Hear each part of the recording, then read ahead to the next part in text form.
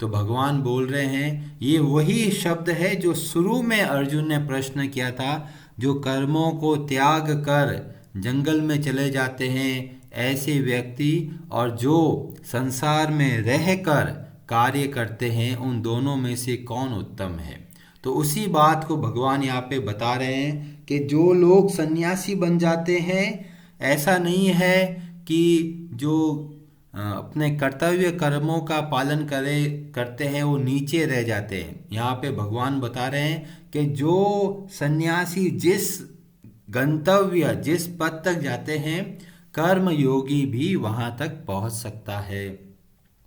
इस बात को बताने के लिए भगवान प्रेरणा दे रहे हैं कि अर्जुन, तुम जब सोच रहे हो कि युद्ध का त्याग करके और मैं जंगल चला जाता हूँ, भिक्षा मांगकर जीवन व्यतीत करूँगा, तो जो तुम्हें परिणाम वहाँ पे मिलेगा वही परिणाम युद्ध करने से भी मिल जाएगा। तो तुम चिंता मत करो, ये मत सोचो कि मैं सब युद्ध को छोड़कर और मैं जंगल चला जाता हूँ। और प्रभुपाद जी अपने तात्पर्य में बताते हैं कि मूल बात क्या है।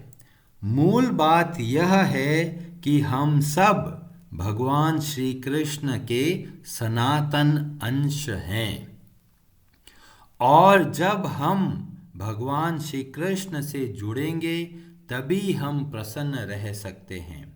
अब उसमें चाहे संसार का त्याग करके और भगवान का भजन करे ऐसा सन्यासी, या फिर संसार में रहकर और फिर भगवान का भजन करे, दोनों की गति एक ही है। क्योंकि दोनों में मुख्य बात क्या है?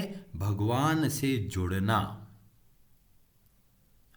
और अगर कोई सन्यासी ऐसा नहीं करता, भगवान का भजन नहीं करता, तो ऐसे योगी भगवान श्री कृष्ण की भक्ति नहीं प्राप्त कर सकते।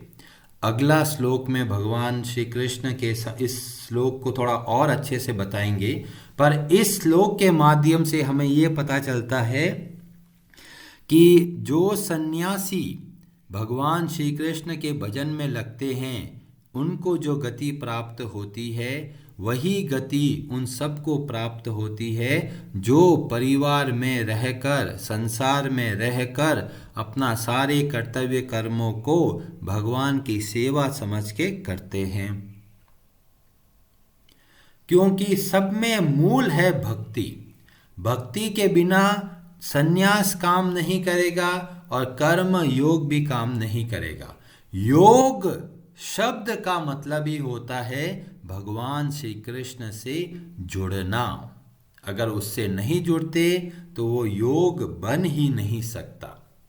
चाहे वो अष्टांग योग लीजिए, योग का मतलब है अष्टांग साधना के द्वारा हम भगवान श्री कृष्ण के ध्यान में लगे, तब वही अष्टांग योग कहलाएगा, नहीं तो वो हमें आधे रास्ते में छोड़ देगा।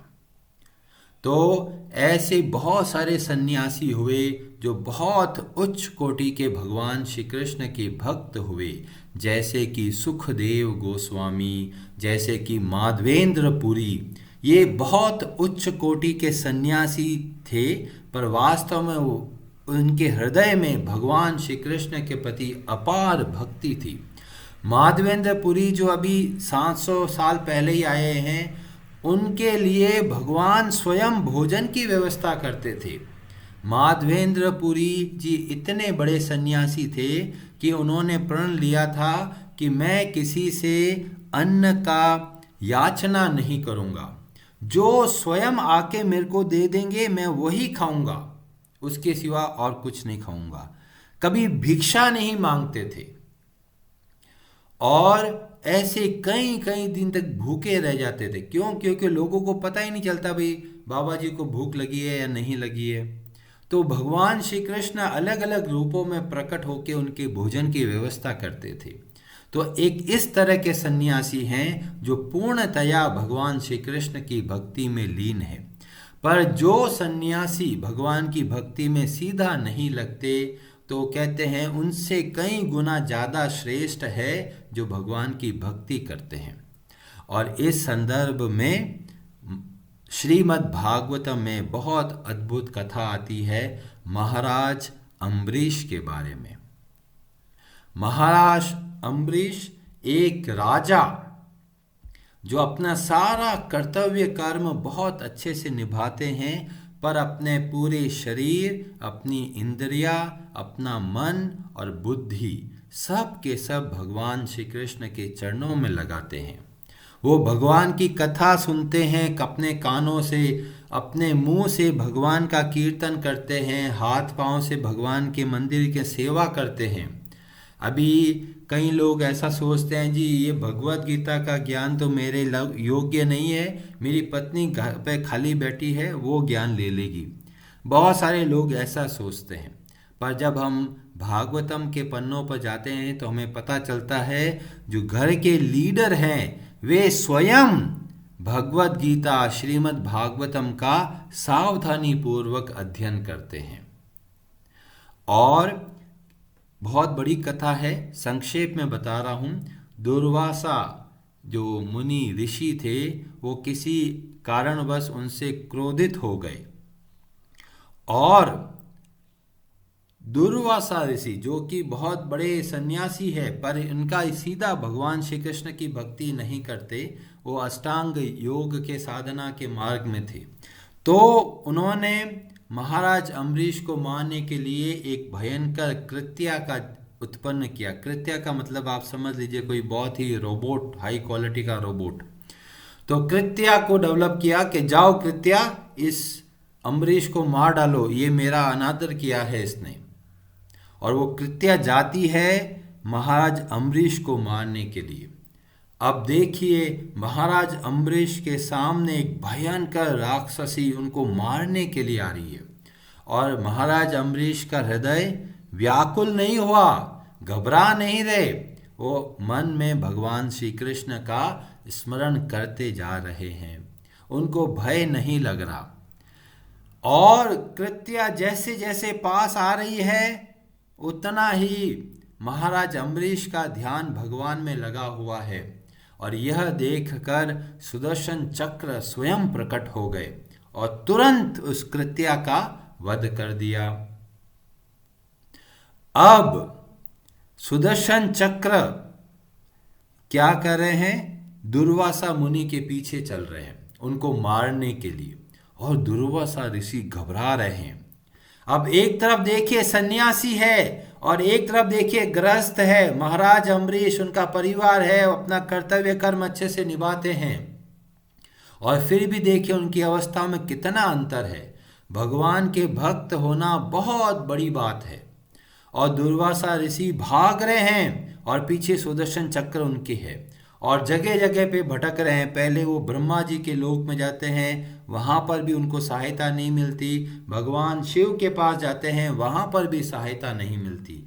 फिर वो भागकर भगवान विष्णु के पास जाते हैं, वो सोचते हैं शायद भगवान विष्णु मेरी मदद करेंगे, और यहाँ पर उनको बहुत बड़ा सदमा लगता है। सदमा क्यों लगता है?